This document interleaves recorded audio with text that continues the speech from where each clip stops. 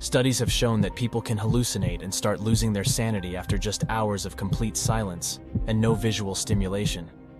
Peter had been surviving day after day in an unknown state of mind. His body was deteriorating, as his own muscle tissue was being used to fuel his body. Starvation is a traumatic state all on its own, but combine that with the deprivation of light, sound, and social interaction, and you can imagine the nightmare that Peter was suffering. The only somewhat reasonable measure of time would have been the growth of his beard. His facial hair had grown substantially, which might have given him some sort of reference about days or weeks passing by. He was probably sleeping for most of the time because he had no food to fuel activity and no light to initiate wakeful periods.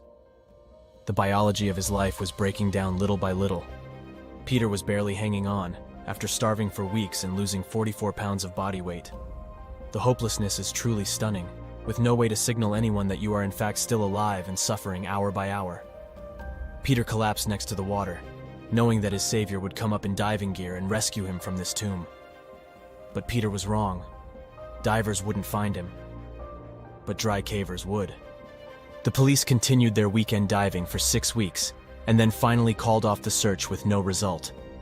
At this point, they opened the dry caves again, but kept the water portions closed to divers.